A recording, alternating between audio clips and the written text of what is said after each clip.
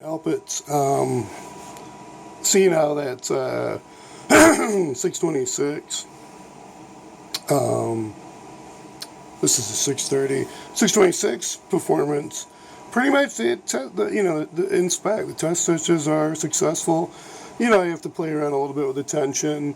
And I was sewing in paper towel. I'm like, okay, let's take a look at this again.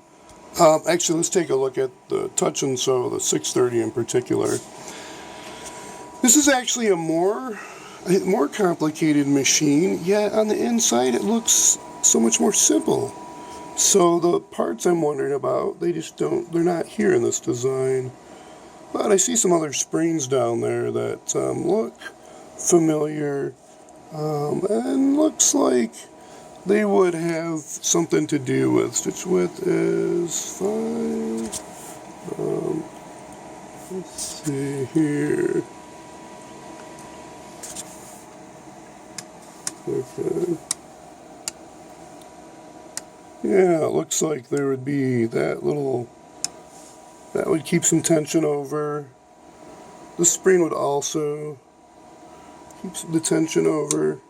So there's definitely a spring going on, spring action. There's that same, I called it a piston, but maybe it's not a piston. It might just be a shaft with a ball on it.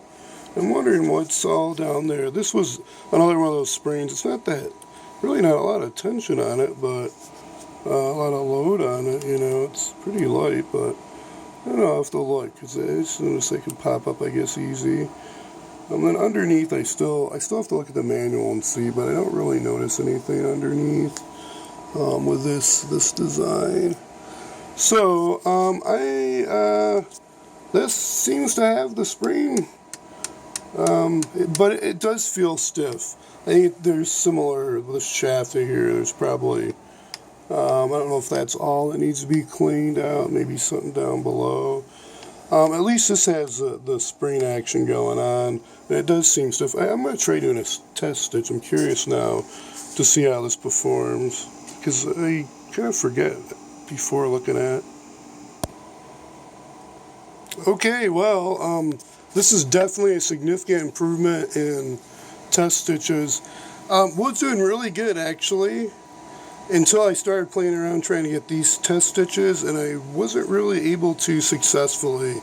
So there's still something funky going on with the combination patterns when I play around with them. Hopefully, I don't think I damaged anything, and what was interesting is I found that broken part inside. I need to remove that. I forgot to take it out when I was talking about when I was shooting the inside. But anyways, really nice looking stitches. At first, the tension was a little high, so I lowered it down to about the same, that kind of a little lower, actually 3/4, I guess, and did really well. I skipped a little bit here.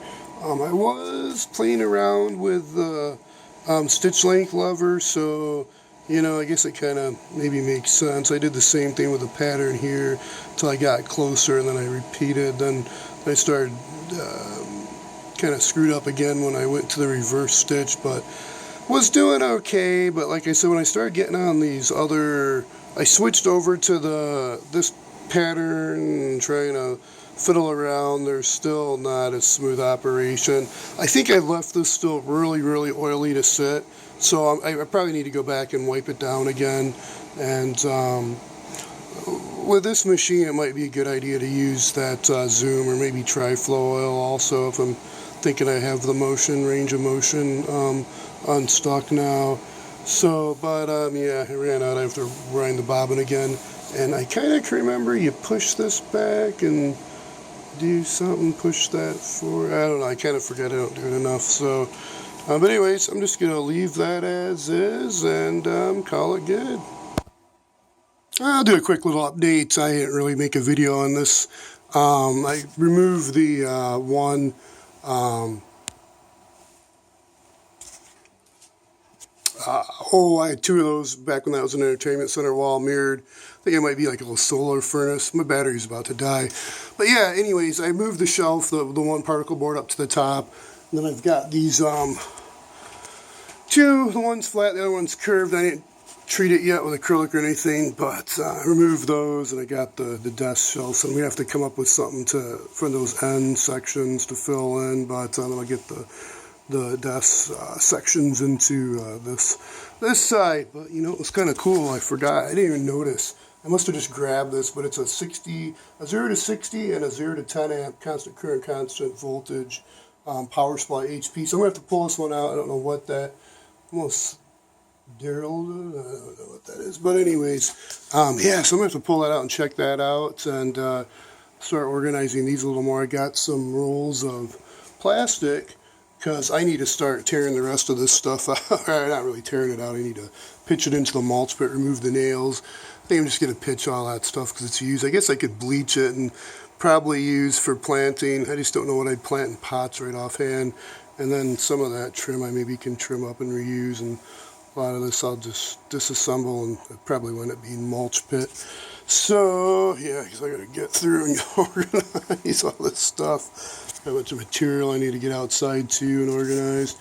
Okay, be safe, stay healthy, and until next time.